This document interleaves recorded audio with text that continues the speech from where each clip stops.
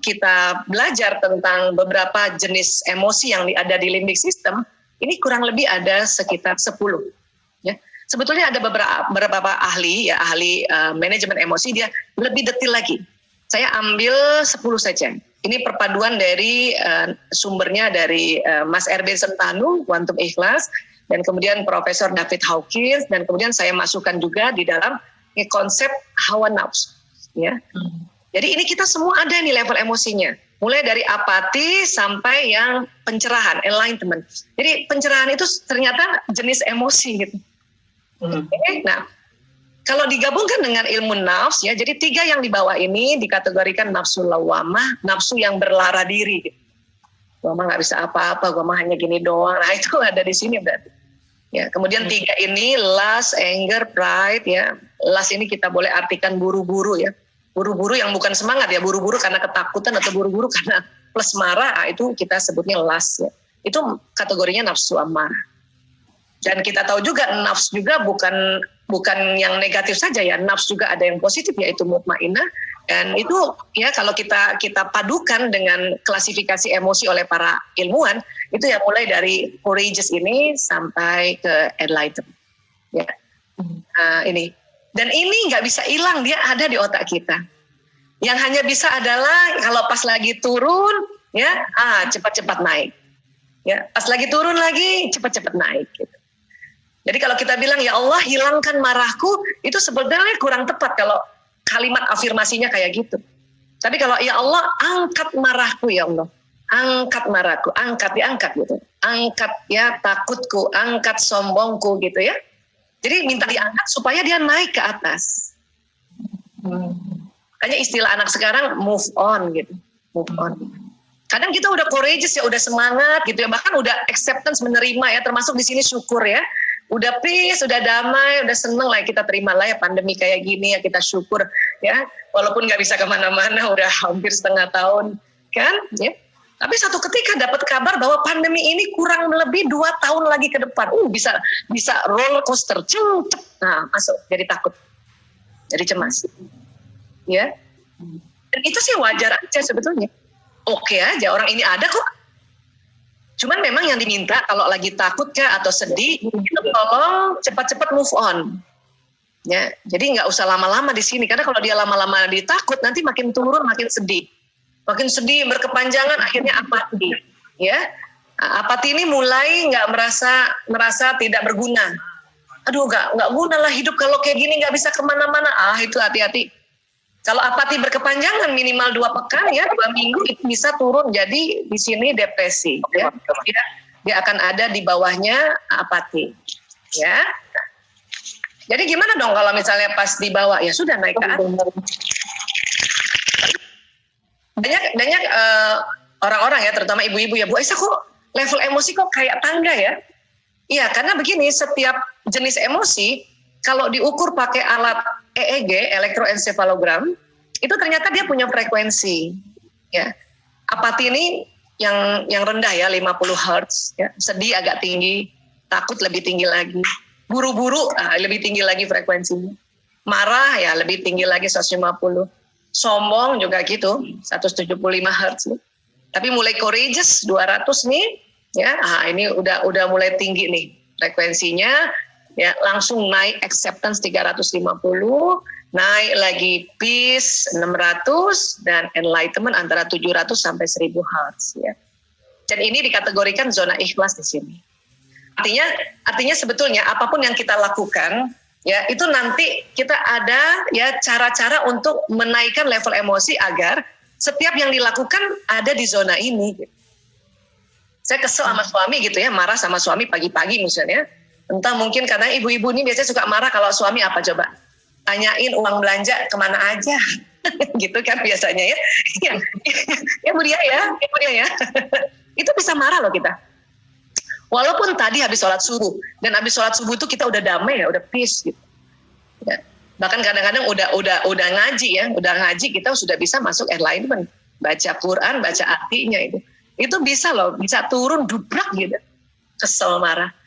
Ya, apalagi kalau memang sebelumnya juga udah kesel juga kan gitu ya, jatuh ke sini cepat banget. Dan pada saat suami juga harus pergi ke kantor dan kita harus antar dia atau paling nggak siapkan sarapan, dan pada saat kita melakukan itu di kondisi levelnya anger, berarti kita kerjanya di luar zona ikhlas. Ya. Itu nanti agak percuma gitu, bukan tidak percuma sama sekali, agak tidak percuma gitu. Ya, agak percuma ya istilahnya ya, agak kacau kalau kita selalu mengerjakan sesuatu di luar zona ikhlas. Jadi harusnya gimana? Kalau saya stop dulu ngurusin suami. Berapa jam? Berapa hari? Ya enggak, ya beberapa detik aja kalau udah biasa ya, atau beberapa menit lah kalau belum biasa. Ngapain? Ya duduk dulu, tenangkan dulu, tarik nafas dulu, istighfar dulu, supaya apa? Supaya dia naik levelnya, baru paling tidak pas courageous, pas semangat ini baru kita kerjakan apa yang seharusnya kita kerjakan. Maka pekerjaan itu masuk di zona ikhlas. Kadang-kadang udah nggak lupa istighfar lagi, sudah ya Allah, ya Allah, ya Allah, ya Allah, udah gitu aja, ya Allah, astagfirullahaladzim, ya Allah, ya Allah, ya Allah. Nah, yang menyebut Allah itulah sebetulnya Allah harapkan sebenarnya, Allah inginkan pada saat kita di bawah, Allah supaya naik ke atas. Ya, sama nih mau dampingi anak belajar daring gitu ya, terus masih kesel kita gitu. Karena pagi-pagi barangkali nih anak udah habis sholat subuh tidur lagi pas harus masuk sekolah ya, jam 7:30 nggak bangun-bangun, kan kesel kita kan. Tapi kalau kita terus kita ya masih kesel dan kita paksa juga ya dampingi anak belajar, maka kita bekerja di luar zona ikhlas. Itulah makanya kita harus ya sebentar, tenang dulu sebentar, ya move on dulu, naikkan dulu levelnya, baru kita kerjakan. Termasuk kerjaan yang lainnya, ya trika, masak dan sebagainya. Ya, baik. Jadi dengan adanya EEG ini jadi ketahuan tadi, jadi bisa dipetakan dan akhirnya jadi kayak tangga, ya. Nah ini jadi kayak tangga. Oke.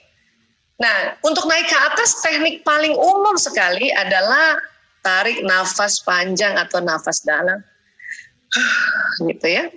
Karena pada saat kita tarik nafas betul-betul oksigen kita tarik, kemudian nanti masuk paru-paru, kemudian dari paru-paru terjadi pertukaran oksigen karbon dioksida di paru-paru dan masuk jantung memompa darah ke otak, ya ke bagian limbik sistem tadi, dia diberikan oksigen, gitu. Dan pada saat kita tarik nafas panjang juga, ya frekuensi nih yang jalan di otak ini yang muter-muter itu yang tadinya cepat, ya kurang lebih di atas 18 siklus per second, akhirnya bisa turun jadi rileks, gitu, ya. Nah, itulah teknik-teknik kalau kita mau menterapi diri biasanya. Ya, tarik nafas panjang. Ya. Berapa kali Marisa tarik nafas panjang? Tergantung sama siapa keselnya. Saya kalau sama anak 3 kali tarik nafas panjang sudah lapang perasaan. Kalau sama suami 9 kali. Jadi lebih banyak ya. Emang begitu. Jadi kalau ada yang sama ibu-ibu dengan saya, ya, ibu tidak sendiri ya, kita rame-rame ya. Ya. Apalagi selain tarik nafas panjang, ini cara paling umum ya. Tapi kalau kita ya di dalam Islam itu ya kita diminta baca ta'awuz. Ya. A'udzubillahi minasyaitonirrajim. Ya, Nabi bersabda, sungguh saya mengetahui satu kalimat, jika dibaca oleh orang ini marahnya akan reda. Jika dia membaca A'udzubillahi minasyaitonirrajim. Aku berlindung kepada Allah dari setan yang terkutuk. Dan dikatakan setan itu kalau ngegoda kita empat arah ya. Depan, belakang, kanan, kiri. Makanya ta'awuznya 4 kali, teman-teman. Kalau baru 1 kali, dia baru tameng di depan. Dia masih bisa goda di belakang, kanan, kiri. Ya. Apalagi selain ta'awuz, Bu Aisyah? Oh, istighfar, jelas istighfar. Astagfirullahaladzim. Kok gampang ya? Oh iya. Memang udah gampang diajarinnya. Ya. Hanya makanya hari ini saya yakin teman-teman semua sudah lakukan. Tinggal kita ulang lagi, supaya dia jadi habituasi, jadi habit, dan jadi auto istighfar, ya, jadi nggak mungkin mikir-mikir, ya. Dan banyak sekali keutamaan fadilah istighfar. Namun kita ambil satu hadis ini saja sudah 3 keutamaan. Siapa saja rutin membaca istighfar, maka Allah akan memberikan solusi atas setiap kesulitannya, penyelesaian bagi setiap permasalahannya, dan Dia akan memberinya rezeki dari jalan tak terduga. Wah, keren. Kalau kita anggap sekarang ini sulit ya kesehatan fisik terganggu, kesehatan mental terganggu, kita disuruh ya rutin aja baca istighfar. Karena dijanjikan oleh Rasulullah ini Allah akan memberikan solusi atas setiap kesulitan. Dan kalau kita anggap ini masalah nih sekarang ini ya, kumpul sama anak kelamaan, kumpul sama suami kelamaan misalnya ya, dan itu dianggap masalah, udah istighfar aja. Istighfar aja, nanti akan diberikan penyelesaian bagi setiap permasalahan. Dan kalau kita anggap sekarang rezeki ini lagi terhambat ya, misalnya rezeki kesehatan kan, rezeki sekolah ya misalnya ya, karena semuanya lewat daring, bahkan rezeki yang benar-benar materi, maka kita diminta baca istighfar, ya, baca istighfar, rutin baca istighfar, oke? Baik, dan apa ya, ini dia, Al-Baqarah 153 ya, Bismillahirrahmanirrahim, ya ayyuhallazina amanu sta'inu bis-sabri was-shalah, innallaha ma'as-sabirin. Ya, hai orang-orang beriman, jadikanlah sabar dan sholat sebagai penolongmu. Sesungguhnya Allah bersama orang-orang yang sabar. Sabar dan sholat. Ya. Tapi ingat, sabar itu artinya menahan, bukan menekan. Ya. Selama ini kita, ya, kalau kita marah, kita anggap sabar, padahal kita menekan. Kalau ditekan, dia bisa turun ke bawah.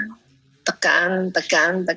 Akhirnya masuk ke apati, akhirnya masuk merasa nggak berguna. Saya nggak berguna jadi istri, saya nggak berguna jadi ibu, saya nggak berguna jadi dokter, macam-macam lah. Kalau kita tekan ya, sabar itu menahan. Ya kalau dari tinjauan level emosi kira-kira prosesnya kayak gini. Dia menahan untuk tidak dilabrak itu orang yang kita mau marah atau orang yang kita sombongin gitu ya. Kita nggak keluarin gitu, kita tahan. Nah, pada saat menahan, kita melakukan manajemen emosi. Kita move on tadi dengan teknik-teknik tarik nafas panjang, ta'awuz, istighfar, atau kalimat istirja, innalillahi wa inna ilaihi raji'un, atau kalimat zikir lainnya. Supaya kita naik ke atas. Puasa saya gemes banget, pengen banget kasih tahu bahwa orang itu salah. Boleh kok, boleh. Tapi kalau ngasih taunya pas di nafsu yang amarah atau di lawama, ya itu nyampainya nggak pas itu. Nanti orang yang kita kasih tahu bukannya tersentuh malah tersinggung. Jadi masa nggak boleh kasih tahu? Boleh, tapi naikin dulu emosinya. Minimal sampai di courageous atau di acceptance lah. Bagus lagi di damai, baru kita sampaikan. Termasuk sama suami, termasuk sama anak, termasuk sama siapapun. Ya. Memang sih ibu-ibu ini paling sering sekali ini Mas Yani punten ya. Ya, kalau lagi marah pengen banget langsung muntahin kalau bisa tuh sama suami itu. Gemes banget gitu ya. Tapi jadinya runyam gitu. Jadinya runyam. Saya juga pernah coba kayak gitu dulu ya sebelum banyak belajar tentang manajemen emosi. Ya, jadi tapi puas gitu ya. Kita ekspresif tuh puas, tapi yang kita kasih tahu malah nggak dikerjain. Makanya setelah tahu manajemen emosi, ya sudah, kita tahan dulu, kita sabar, kita manage dia, kita move on naik ke atas dengan banyak istighfar, ya minimal sampai di sinilah, di acceptance nih, baru kita sampaikan. Itu biasanya ya orang mau dengar apa yang kita sampaikan. Ini sebetulnya sabar ini. Dan termasuk syukur ya, syukur tuh ada di sini kalau di level emosi ya. Baik, nah yang kita takut kalau terlalu turun atau menahan, maka dia masuk ke level depresi. Depresi adalah level emosi yang tidak lazim. Tidak lazim, ya. Depresi ini sudah ada gangguan sebetulnya. Nah, depresi ini, ciri depresi yang paling khas adalah merasa nggak ada gunanya dan dia menyakiti diri sendiri. Ya bentur-benturkan kepala di tembok kah, atau ambil benda tajam dia gores-goresin tangan kah, atau dikit-dikit ngomongnya aku lebih baik mati aja, aku lebih baik mati aja. Ya, jadi ada suicide gitu, ada ide bunuh diri. Sehingga ya kalau sudah di level depresi ini nggak bisa mengatasi sendiri, harus dibantu tenaga profesional. Ini depresi. Mau ke psikolog kah, mau ke hipnoterapis kah, atau terapis yang lain, atau kalau sudah sangat berat bawa ke dokter kesehatan jiwa atau psikiater.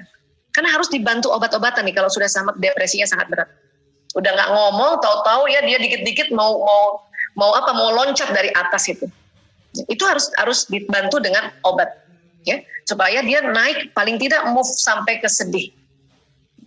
Tapi kalau kita masih sedih ya, ini kita masih bisa memanage-nya dengan teknik alamiah seperti tadi. Ya, tarik nafas, ya, istighfar, baca ta'awuz dan sebagainya. Oke, apati juga masih bisa kita. Tapi kalau udah depresi, ya sok Ya sudah, ini harus minta bantuan terapis atau tenaga ahli. Dan yang paling atas ada nggak Bu Aisyah? Di atas pencerahan ini emosi ada. Sering disebutnya manik. Kayak apa sih manik Bu Aisyah? Saya suka kasih contohnya kalau orang mabok ya minum alkohol mabok, itulah manik dia. Euforia, sangat euforia. Ya, pasien-pasien narkoba saya itu kalau dia habis pakai narkoba pasti dia manik, dia euforia. Di atasnya enlightenment, udah ngaco udah. Ya, makanya mengapa kita juga pada saat di level di mutmainnah ini atau di level pencerahan harus sebut juga nama Allah. Masya Allah, tabarakallah, alhamdulillah gitu. Supaya dia nggak naik langsung ke manik, karena ini bahaya. Ya, orang-orang bipolar biasanya itu karena ya terlalu depresi beberapa minggu dan dia tiba-tiba naik langsung terlalu ya euforia atau manik. Ya, itu dia di dua kutub itu bipolar. Ya.